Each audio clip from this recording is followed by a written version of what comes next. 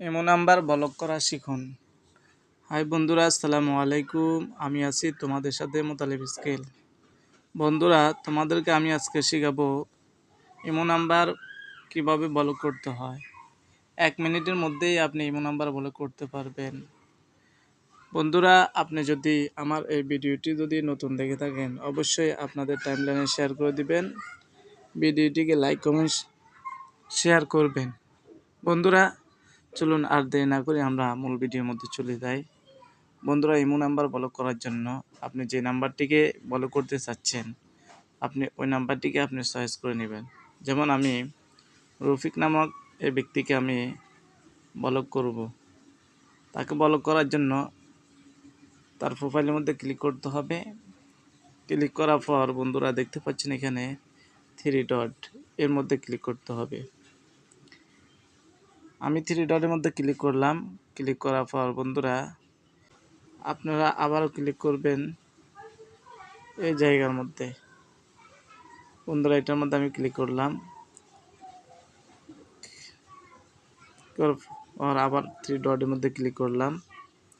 3 ডটের মধ্যে ক্লিক করার পর দেখতে পাচ্ছেন বন্ধুরা এখানে লেখা হচ্ছে ব্লক।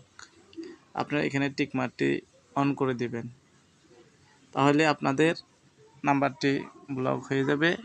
আপনাদেরকে আর কেউ কল করতে পারবে না। দেখছেন বন্ধুরা, ব্লক করার সাথে সাথে সে আমার ইমো লিস্ট থেকে চলে গেছে। এখন আপনাদেরকে দেখাবো উনি কি আমার ব্ল্যাক লিস্টে আছে কিনা। বন্ধুরা, এটা দেখার জন্য আপনারা ক্লিক করবেন প্রোফাইল আইকনের মধ্যে।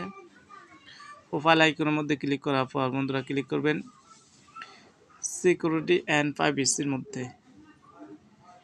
এটার মধ্যে ক্লিক করার পর বন্ধুরা দেখতে পাচ্ছেন এখানে ব্ল্যাক লিস্ট 29টি ব্ল্যাক লিস্ট নাম্বার আমার এখানে আছে। বন্ধুরা, এটার মধ্যে ক্লিক করবেন। ক্লিক করার পর আপনি যে নাম্বারটি ব্ল্যাক লিস্ট করলেন এটি দেখতে পাচ্ছেন এখানে নাম্বারটি রফিক। একটু আগে আমি তাকে ব্ল্যাক লিস্ট করেছি। এভাবে চাইলে আপনারা ব্ল্যাক লিস্ট করে নিতে পারেন।